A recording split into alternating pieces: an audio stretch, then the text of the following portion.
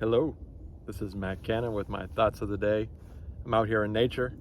I haven't done a recording in a little while, and I had some time, so I figured I would come out here and just share what I've been thinking about.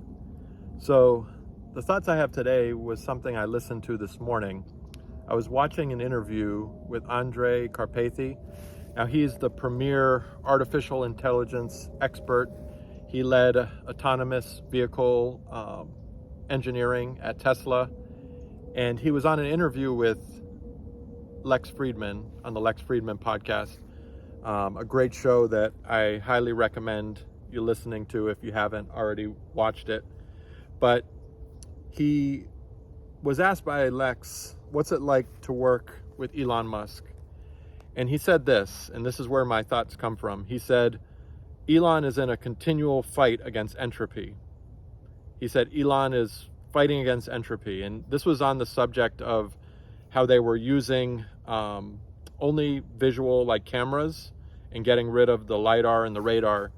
And he started breaking down the reason why. And he was explaining that this is largely due to the complication that comes and the cost that comes from when you add all this complication into the stack, into the technology stack. And I've always liked to think of entropy through the analogy of an egg. So if you have an egg, it's in a state, like in its shell, it's in a state of low entropy. Once you crack it, once you put that egg into a pan, throw a little butter in there, fry it up, make a nice little tasty scrambled egg. Maybe you scramble it up. Maybe you add a little bit of milk to it if you like that type of thing, some cheese. To get to that state is easy. Now try to go in reverse and come back and put the egg back in the shell. That is kind of in a nutshell the way I think of entropy simply, is it's trying to come from this complicated state back to a simpler state. And I found it interesting that Andrej said that that's what Elon is focusing on, and what he's really good at is this fight against entropy. In David Deutsch's great book called The Beginning of Infinity, he talks about entropy as like in the beginning of the universe, it was a lower state of entropy. And over time, we're gradually getting to a higher state of entropy. Some call this a term called maximum entropy, which is when the world will essentially end. But they say it's less of a hard and fast law, but it's more of it's a probability, like we're heading towards that way. And so when you see someone like Elon Musk trying to work towards getting away from the complication and moving back to simplicity, like reducing entropy or fighting against entropy, it makes you wonder, like, what things in life, like maybe that's part of the key to being successful. One of the keys to being successful is, how can I reduce entropy in this situation? How can I simplify it? And again, entropy is like a scientific word, and it's something that we should all be familiar with, but I don't want to over science this little discussion we're having.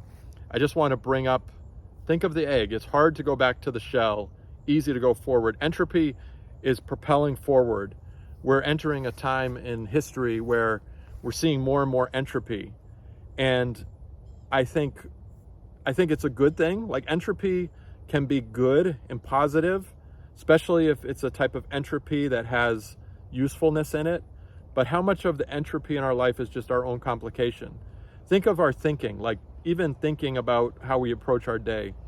Our thoughts are often cluttered and littered with entropy, being that we have overcomplicated things. We're taking we're living in fear in advance of anything actually happen. Fear is false expectations already realized. We're already realizing our fears in entropy of our thoughts. We're complicating things. We're thinking about worst case scenario. We're focusing on this. We're focusing on that. And this is how I think it's interesting that Elon Musk is in a fight against entropy. And I was thinking today when I was hearing it, here's this Andrej Karpathy, arguably one of the smartest AI people. We are entering an era. This is early 2023.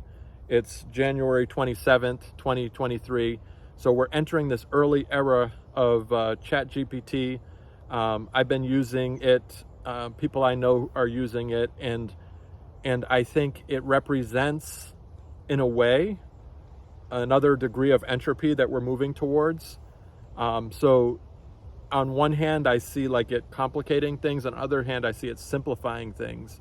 And now you're going to have maybe reduced to some piece of software that you carry along with you in your pocket. You will have the Library of Alexandria. You will have the best experts in the world. If you learn about this concept of prompt engineering is it's going to be a new and emerging field in industries all over the world. And it's going to be something that you're going to see more and more.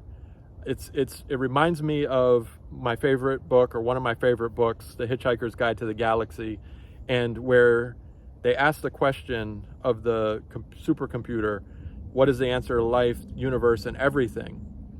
And the computer processed this for eons and eons of time, and it finally answered 42.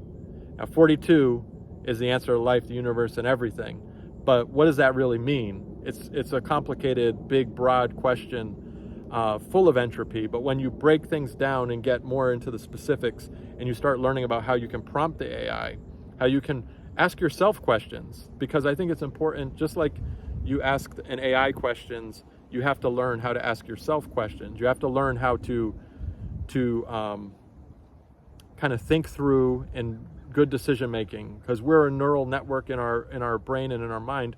We're often going through a whole bunch of like knobs, and there's points on them. It's very simple mathematics behind the scene, but it's also very complex. And so you have to kind of learn how to get into that and figure out how to do it.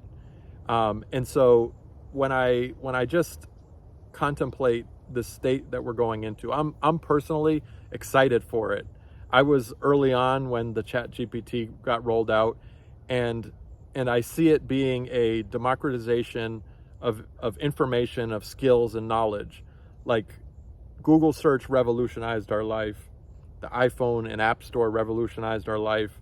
This is a wave of new revolution, but it's also a wave of entropy, because it's going to complicate things. We're already arguing about what does this mean for schools and plagiarism, and just like I heard Sam Altman doing an interview, the founder of OpenAI, he was doing an interview and he was talking about, once we had the calculator, we learned how to do math differently. We're going to most likely do school a little differently, and I think work will be done differently. But I thought of just this interesting thing is when Andrej said that Elon is largely focused with this fight against entropy.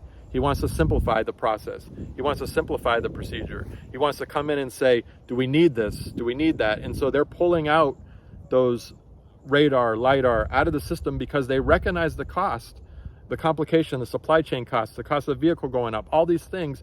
When you add that in there, it makes a complication. When we're largely visual, we read, and it is proven that the visual system is sufficient for driving. And it's also more appropriate. And if the safety measures that you put in are less adequate, then you got to look at that. And so how can you apply this practically to your day right now? What I'm doing and what I recommend you do is just do an audit, do an inventory of your life, and do an inventory of your work, and think about what are the complications that I have introduced into this situation. And use ChatGPT, prompt engineering. Say if you prompt GPT to act as something, like you could say act as an engineer with 20 years experience who has experience with Microsoft Azure, AWS, and you can actually get answers that are more specific and specialized. So ask the question, I am focusing on this. Is this an act of entropy that I'm introducing, and what are the consequences and second order and third order effects that may come out of this extra entropy I'm adding to my life? So simplify it. Sit down, piece of paper, pencil, write notes, get away from everything, get away from your thoughts if you can, meditate, spend quiet time doing that, and just take that and work with it. And I haven't shared one of these in a while. This video is a little longer than I usually do, but in 2023, I am back. I hope this speaks to you in some way, and I hope it helps you most importantly. And this is Matt Cannon. These are my thoughts of the day, and I'm signing out.